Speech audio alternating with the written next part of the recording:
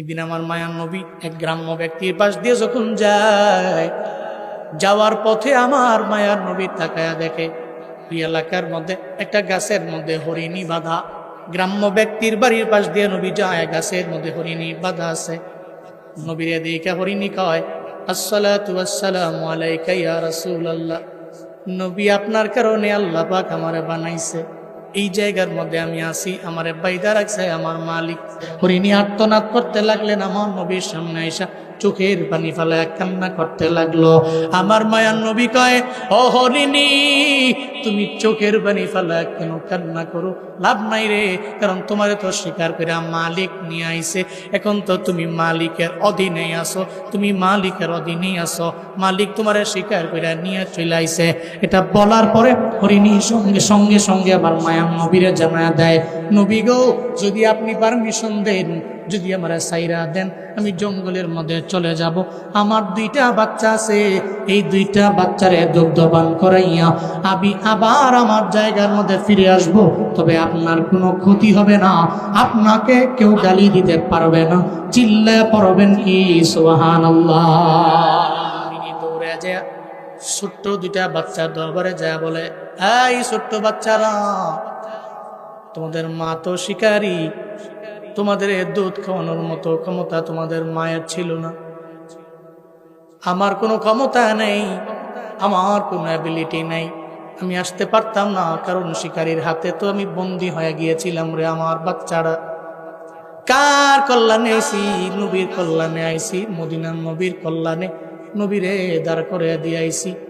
দেরি করিস না রে, আমার স্তনের দুগ্ধবান কইরা আমার বিদায় দিয়া দে, দেরি হয়ে গেলে নবীরে ওই গ্রাম্য ব্যক্তি এসা নবীরে গালিগালাজ করবে, এটা জীবনেও কোনোদিন আমি মাইনা নিতে পারি না, আমি বরদাস্ত করতে পারবো না, আমার নবী আমার কারণে গালি খাবে, এটা জীবনে আমি মাইনা নিতে পারি না। এটা বইলা যখন বাচ্চাদের বলে, এবার বাচ্চারা কয়, ও মা, তুমি কারে বসে দিয়ে আইছো? কয়, মদিনার নবীরে বসে দিয়ে আইছি। মা, তুমি কি ওনারে চিনো না? যারে না বানাইলে আল্লাহ তোমারে বানাইতো না, যারে না বানাইলে আল্লাহ আমারে বানাইতো না। ও মা, তোমার জানা নাই, যারে না বানাইলে আমার মালিক আসমান বানাইতো না, জমিন বানাইতো না, যারে না বানাইলে আল্লাহ দুনিয়ার কোনো কিছুই বানাইতো না। ওনারে বুঝি ওই জায়গার মধ্যে দাঁড় করাইয়া তুমি বুঝি আমার দুধ খাওয়ার জন্য আইলা, জীবনে কোনোদিন তোমার স্তনের দুগ্ধ পান আমরা করতে পারি না। ও মা, দেরি হয়ে যাবে, চলো না, আমারও তো মন চায় নবীরে দেখবো, মন চায় নবীর চেহারা মুবারক দেখবো। মা গো, তুমি একা গেছিলা, আমরা 2 জনে মিললে এখন নবীরে দেখার জন্য চলে যাব। এদিকে ওই গ্রাম্য ব্যক্তি আমার নবীর দরবারে আইসা দেখে আমার নবী ওই জায়গায় দাঁড়ানো, হরিণীটা নাই। গ্রাম্য ব্যক্তির মাথা নষ্ট হয়ে গেল, আর কয়, মোহাম্মদ, হরিণী কই, তুমি এখানে কেন? আমার নবী কয়, এই তুমি আমারে কিছু বইল না, হরিণীটারে তুমি ধইরা আনছো, এটা তোমার শিকারী, আমার সাইরা দেওয়া ঠিক হয় নাই, তবে তার কান্না আমি নবী সহ্য করতে পারি নাই, কারণ তুই জানোস না আমি নবী তো এমন পয়গম্বর, আল্লাহ পাক রব্বুল আলামিন আমারে তো দুনিয়াতে এমনে পাঠায় নাই, আমারে কেন পাঠাইছে জানুনি? ওয়ামা আরসালনাকা ইল্লা রাহমাতাল লিল আলামিন।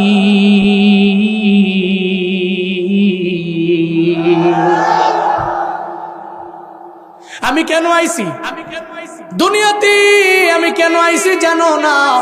গ্রাম্য ব্যক্তিরে, হরিণীর চোখের পানি আমি সহ্য করতে পারি নাই, হরিণীর কথা শুই না আমি সাইরা দিস।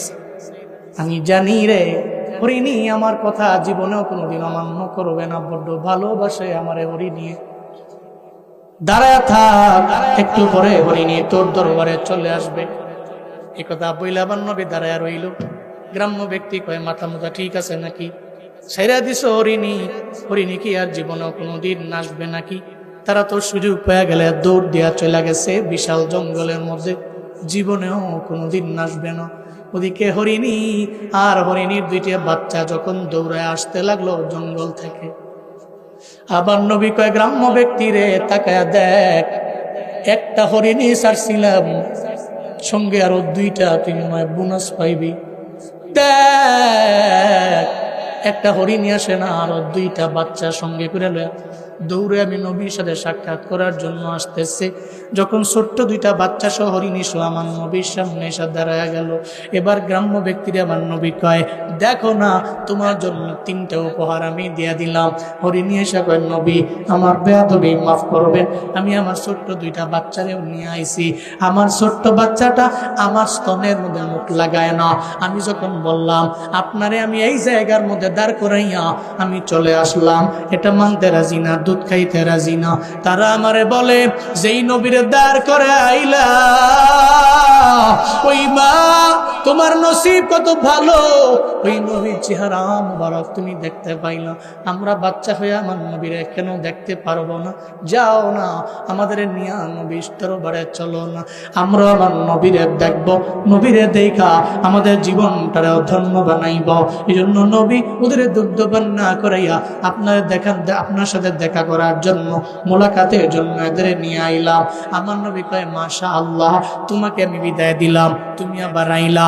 এবার হরিণীরে বাইদা দিয়া এবার ইহুদিরে কয়, এই গ্রাম্য ইহুদি, তোমার দরবারে তোমার শিকারি দিয়া গেলাম এই 2জন ছোট বাচ্চা, তুমি যদি মন চায় এই ছোট্ট বাচ্চার কারণে তারা সাইরা দিবা, তাহলে সাইরা দিও।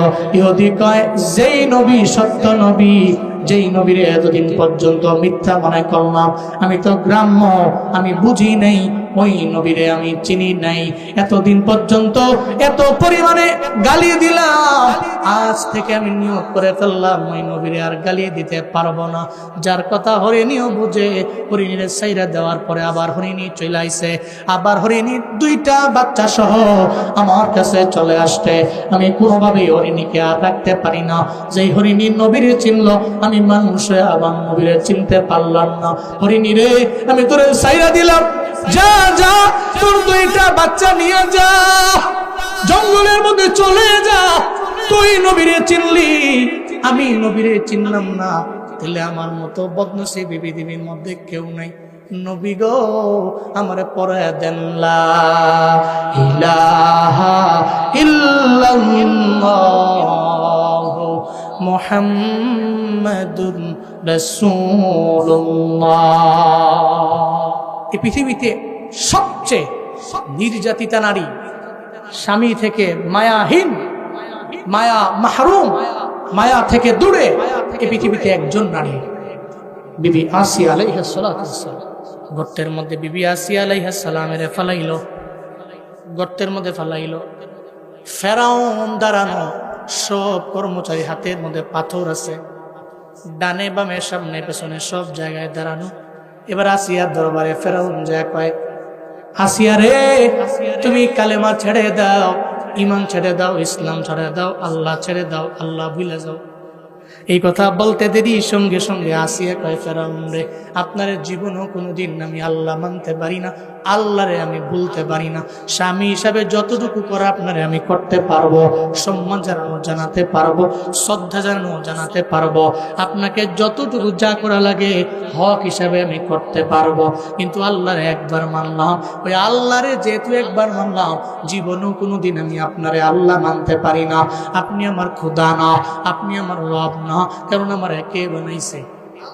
আর জোরে চিল্লায় বলেন না, কে বানাইছে?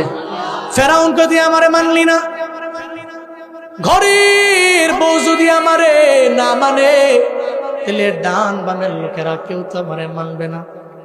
ঘরের বউ যদি আমারে না মানে, তাহলে তো ডানে বামের সামনে পেছনে আমারে কেউ মানবে না। বহুমাত বড় আছে নে, ঘরের বউ তো ওনারে মানে না, আছে না নাই? অনেকে মজা কইরা বলে, সে কি জন্য নির্বাচনের মধ্যে দাঁড়াইলো, ঘরের বেডিতে ভোট দিব না, বলে কি বলে না? ফেরাউন কয়, আমার বউ আমারে মানে না, আমারে রব মানে না, আমারে খোদা মানে না, তাহলে এলাকার লোকেরা আমারে কেমনে রব মানবো, আমারে কেমনে খোদা মানবো? ফেরাউনের মাথা মুথা নষ্ট হয়ে গেল, গরম হয়ে গেল মাথা। ফেরাউন কয়, এই লোকেরা আসিয়ার উপরে পাথর দিয়ে আঘাত করতে আরম্ভ করে দাও। যখন আসিয়া আলাইহিস সালামের উপরে পাথর দিয়ে আঘাত করতে লাগলেন, যখন ওনাকে মারতে লাগলো, একটা পর্যায়ে ওনার বডিটা রক্তাক্ত হয়ে গেল। রক্তে রঞ্জিত বডি লইয়া আসিয়া তো ফেরাউনের ডাকে না, চিল্লা বলেন কারে ডাকে? আরো জোরে বলেন না, কারে ডাকে? আল্লাহর দরবারে বলে, হে মালিক, এই গর্তের মধ্যে ফেরাউন আমারে ডান বাম সামন পেছন থেকে আমার এক কর্মচারী দিয়ে আমারে, আল্লাহ গো এই বিপদের মধ্যে আমি তোমারে ভুলি নেই, তুমি আমারে বইলা যাও না, আমি তোমারে ভুলি নেই, তুমি আমারে বইলা যাও না। আল্লাহ তুমি তো ওয়াদাবদ্ধ, বান্দা বিপদে পড়ে আল্লাহরে ডাকলে আমার আল্লাহ ডাকে সাড়া দেয়। যখন বান্দি বিপদে পড়ে যায় রবরে ডাকলে আমার আল্লাহ সাড়া দেয়। ও আল্লাহ এই বিপদের মধ্যে পড়ে আমি তোমারে ডাকতে লাগলাম, তুমি আমারে ভুইলা যাও না। আল্লাহর দরবারে চোখের পানি ফেলায় কাঁদতে লাগলেন আসিয়া আলাইহিস সালাম। আল্লাহ কয় আসিয়া রে, বিপদের মধ্যে পইরা মুসিবতের মধ্যে পইরা তুমি আমি আল্লাহরে ভুলো নাই, ফেরাউন রে আল্লাহ মানো নাই, স্বামী মানছো কিন্তু আল্লাহ মানো নাই। আমি আল্লাহরে আল্লাহ বলার কারণে তোমার উপরে আযাব, তোমার উপরে শাস্তি, তোমার উপরে এত পরিমাণে নির্যাতন। আল্লাহ কয় ও জিবরাইল চলো না, ও জিবরাইল যাও, আমার আসিয়া আমি রবের জন্য এত পরিমাণে আশিক, আমার আসিয়ার জন্য জান্নাতে আমি আল্লাহ এমন একটা ঘর আসিয়ার জন্য বানাইলাম, যেই ঘরটা এত দামি ঘর, ওই জান্নাতের মধ্যে এক্সট্রা আমি বানাইলাম। ওই ঘরের মধ্যে আমার নবীর সঙ্গে আসিয়ার বিবাহ হবে, আমার মদিনার নবীর সঙ্গে আসিয়ার আমি বিবাহ পড়াইব। ও জিবরাইল যাও না, ওই ঘরটারে তোমার ডানার মধ্যে নেও না, আমি আল্লাহ তোমার ডানা দিয়ে দিলাম 600 ডানা।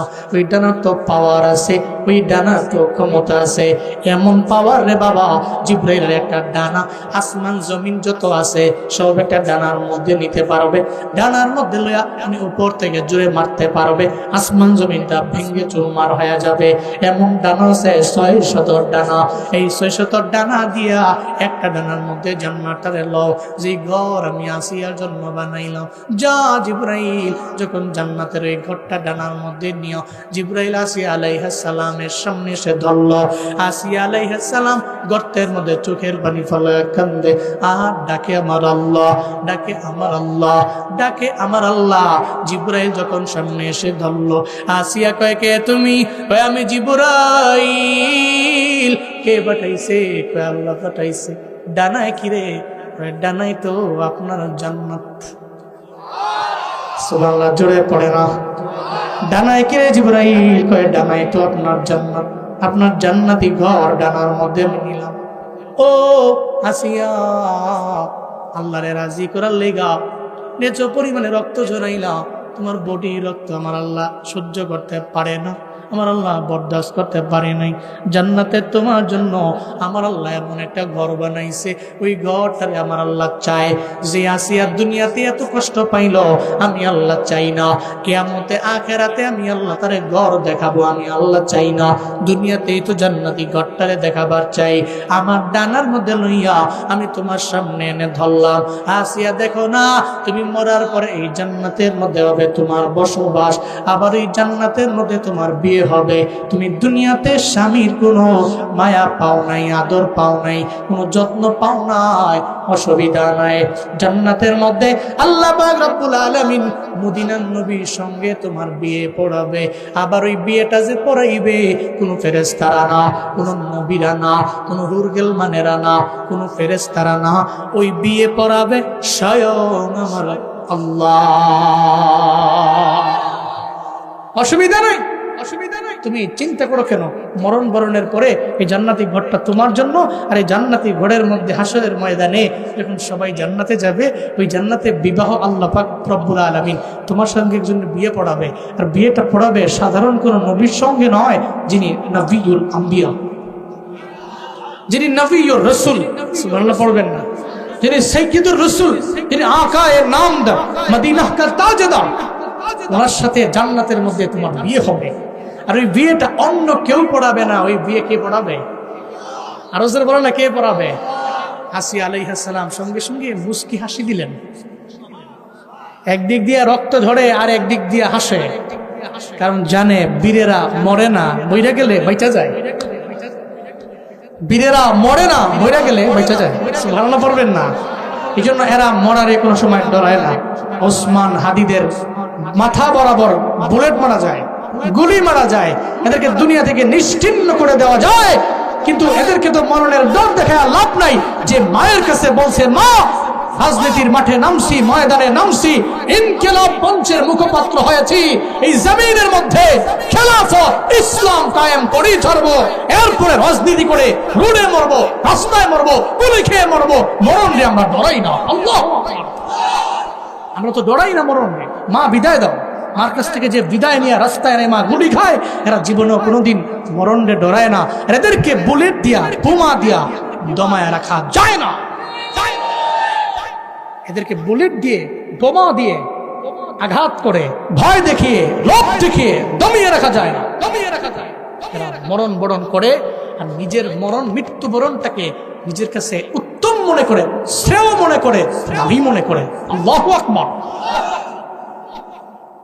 আল্লামা সাইদিরা ডরাইতেন না মরণ রে, এই জন্য জেলখানায় মেরা ফেলছে। অসুবিধা কি? ওনার চিন্তা হইলো মরে গেছি, জালেমের হাতে মরছি তো শহীদি মরণ হয়েছে, তো মরছি তো সাক্ষাৎটা আল্লাহর সাথে হবে। এই জন্য ওনারা ভয় পাইতেন না। মরণ রে ডরে লাভ নাই। বিবি আসিয়া কয়, জান্নাত দেখছি দুনিয়াতেই, আল্লাহরে তো পাইয়ে গেছি। তো মুস্কি মুস্কি হাসে, আর ফেরাউন পাশে দাঁড়ায় কয়, কিরে তোরে তো মারলাম, তুই হাসস কে? এরা জানে না, ফেরাউনের ধারণা নাই, আল্লাহর প্রতি যার আস্থা নাই, বিশ্বাস নাই, এরা মরণে ডরায়। কিন্তু আল্লাহর প্রতি ঈমান আর অগাধ বিশ্বাস যার আছে, এরা জীবনেও কোনোদিন আমার আল্লাহকে ভয় পায়া দুনিয়ার কোনো ব্যক্তির বুলেট বোমাকে ভয় করে না।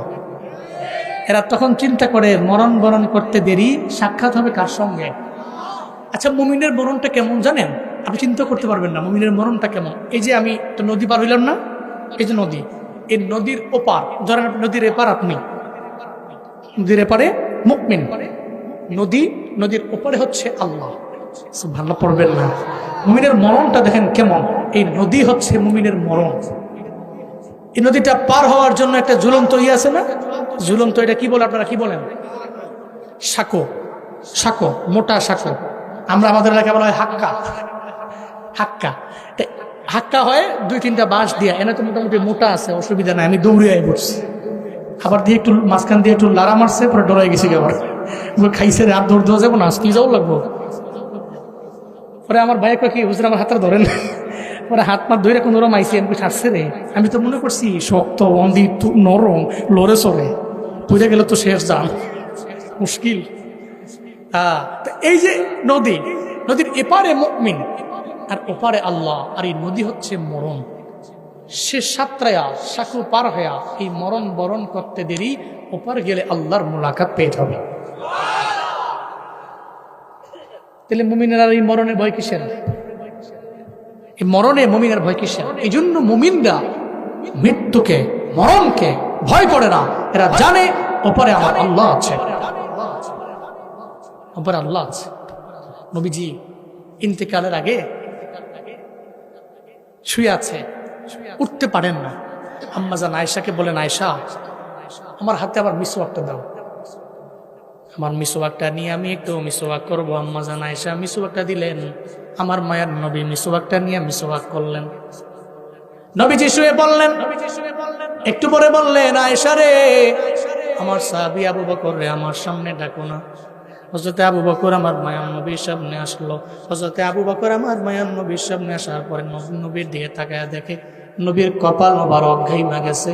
আমার নবী দুনিয়া থেকে বিদায় নেওয়ার যে কথা, আবু বকর রে বলো, আবু বকর রে ইন্তেকাল করে আমি চলে যাব, আমার বিদায় দাও, দুনিয়ার মধ্যে আমি আর থাকতে পারবো না রে আবু বকর, আল্লাহর সাথে আমার মুলাকাত হয়ে যাবে। আবু বকর চোখের পানি ফালাইয়া আমার মায়ের নবীর দরবারে কান্না করে, নবী গো, সবাই আমারে বিদায় দিয়ে চলে গেল, আমার চিন্তা নাই, আপনি আমারে বিদায় দিয়ে চলে গেলে আমি আপনারে সারা দুনিয়ার মধ্যে একটা সেকেন্ড থাকা আমার জন্য কষ্টের হয়ে যাবে। এই কথা বলার পরে আমার নবী বলল, আবু বকর চিন্তা নাই, তোহফাতুল মুমিনিল মাউত, মুমিনের মরণটা তো হাদিয়া, মুমিনের মরণটা তো একটা উপহার, মুমিনের মরণটা তো একটা গিফট। মুমিন মরতে দেরি হয়ে যাবে, আমার আল্লাহ মায়া কইরা তারে জান্নাতের মধ্যে ঢুকাইতে দেরি করবে না। এই জন্য বিবি আসিয়া চোখের পানি বন্ধ, হঠাৎ করে হাসে। ফেরাউন কয়, হ্যাঁ এই লোকেরা কেন আসিয়া আসে রে? হযরতে আসিয়া তো কিছু বলে না, আসিয়া তো দেখে লাইছে জান্নাত। আমার জান্নাতের মধ্যে আমার বাসস্থান হবে। আমি আল্লাহরে ডাকছি, আমার আল্লাহ তো আমার স্মরণ করছে, আমার আল্লাহ তো আমারে ডাকছে। আসিয়া যখন চোখের পানি বন্ধ কিনা উনি যখন হাসতে লাগলো, এবার ফেরাউন কয়, এই আমার কর্মচারীরা পাথর দিয়া জুড়ে একটা মাথার মধ্যে মারো। সঙ্গে সঙ্গে পাথর দিয়া মারলো। আসিয়ার দুনিয়া থেকে বিদায় নিয়ে চলে গেলেন, জান্নাতি ঘরের মধ্যে চলে গেল। ওই জান্নাতি ঘরের মধ্যে হবে ওনার বসবাস। আল্লাহ গো, ওই জান্নাতি যে বিয়া, ওই বিয়াতে থাকার মতো তৌফিক তুমি আমাদের সব ভাইকে দান করো, পড়েন আমিন। জান্নাতি বিয়া মানে বুঝেন নাই? আসিয়া আলাইহিস সালামের সঙ্গে নবীর সঙ্গে জান্নাতে বিয়ে হবে, এটা দুনিয়াতেই আল্লাহ পাক ওয়াদা বন্ধ। মিয়া জান্নাতি বিবাহের বিবরণ একটু শুনবেন, একটু বলবো জান্নাতের বিয়েটা কেমন হবে। জান্নাতের মধ্যে সবাই যখন থাকবে, আল্লাহ পাক এলান করবে এই জান্নাতে বিয়ে হবে, সবাই চিন্তা করবে কার বিয়ে, কার বিয়ে, কার বিয়ে। এবার আল্লাহ পাক বলবে বিয়েটা হবে নবী আর আসিয়া। মুহাম্মদ সাল্লাল্লাহু আলাইহি ওয়াসাল্লাম বর আর বিবি আসিয়া আলাইহিস সালাম হচ্ছে কনে। মিয়া খামখেয়ালি সে বিয়া, দুনিয়াবি বিয়া মনে করছেন? জান্নাতি বিয়ে। মেজবানকে, মেজবানকে, মেহমান কারা? জান্নাতীরা। সুবহানাল্লাহ, সুবহানাল্লাহ। আল্লাহ ওই জান্নাতি মেহমান তুমি আমাদের বানাইও, তুমি আমাদের মেজবান হইও। চিল্লায় পড়েন আমিন। আল্লাহ বলবে বিয়েটা আমি পড়াবো। আল্লাহ নিজেই বিয়ে পড়াবেন।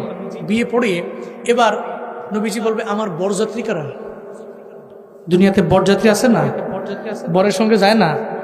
50 জন যায়, 100 জন যায়, 150 জন যায়, 200 জন যায়। আবার কি সবাই কিন্তু নেয় না।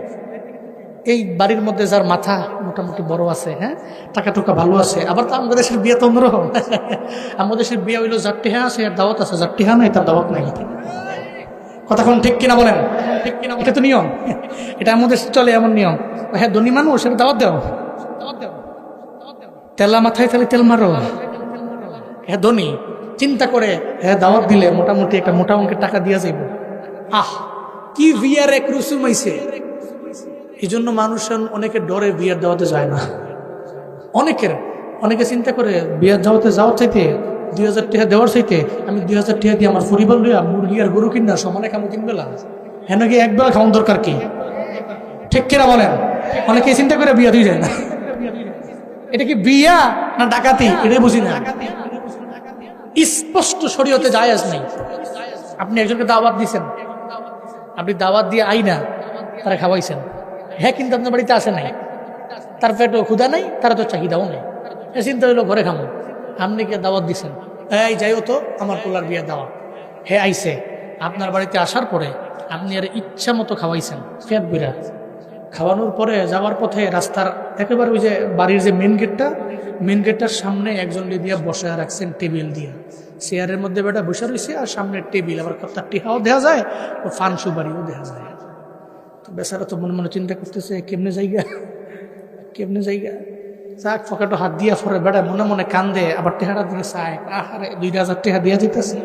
বেটা কি মন থেকে দিছে? জীবনেও না। বেটা কই বিয়ে খেয়ে মনে বিপদে পড়লো। 2000 টাকা দিয়া পরে জায়গা আপনি ডাকাতি করলেন। আপনি রেস্টুরেন্ট খুইলা বেটা দাওয়াত দেওয়া লাগবে না, বেটা এমনি আসবে, খাবে, বিল দিয়ে চলে যাবে। বিয়াতে স্পষ্ট জায়েজ নাই। নিয়ত করেন যারা ছেলেকে বিয়ে দিবেন, মেয়েকে বিয়ে করাবেন, এই সমস্ত কাজগুলোকে অ্যাভয়েড করবেন ইনশাআল্লাহ। হ্যাঁ, আপনার অ্যাবিলিটি নাই, আপনি 10 জনে খাওয়ান না, অসুবিধা কি? আপনি 20 জনে খাওয়ান, আপনি 15 জনে খাওয়ান, আপনি 30 জনে খাওয়ান, আপনার অ্যাবিলিটি এতটুকু আছে। সারা সমাজের মানুষ ডাকছেন আর ডাইকাই না টেবিল বসাইছেন, বেশি খাওয়ায়া এরপরে কাছ থেকে টাকা পয়সা নিয়ে পরে বিদায় করছেন না, এভাবে দরকার নেই। আমরা 3 ভাই বিয়ে করছি, আব্বা করাইছেন। একজনের বিয়েতে এমন হয় নাই। আমাদের পুরো গ্রামের মধ্যে মাত্র আমাদের 3 ভাইয়ের বিয়ে আর একটা বিয়াতে এমন হয়েছে। সমাজের মানুষ প্রশংসা করছেন, এটা নিঃসন্দেহে ভালো কাজ, আপনি করেন, আপনি প্রশংসায় ভাসবেন। মানুষকে দাওয়াত দিচ্ছেন, আপনি খাওয়াই দিচ্ছেন ফি সাবিলিল্লাহ। তো দুনিয়াবি বিয়া তো এমন বিয়া, কিন্তু ওই বিয়াটা জান্নাতি বিয়া। কি বিয়া? জান্নাতি বিয়া। বরযাত্রী কারা হবে? নবীজিকে বলা হবে, নবীজি বরযাত্রী হবে আপনার সমস্ত জান্নাতি উম্মতেরা। নবীজি খুশি হয়ে যাবে, আমার জান্নাতি উম্মতের আমার বরযাত্রী। হ্যাঁ ঠিক আছে, এবার কি খাওয়ানো হবে জান্নাতি মানুষগুলারে? বরযাত্রী যারাই আসবে সবাই রে কি খাওয়াবে আমার আল্লাহ? কিতাবের মধ্যে আসে আল্লাহ পাক রব্বুল আলামিন ওই জান্নাতি বরযাত্রী গুলারে আল্লাহ পাক রব্বুল আলামিন কি খাওয়াবেন? রুটি খাওয়াবে আর মাছের কলিজার বুনা খাওয়াবে।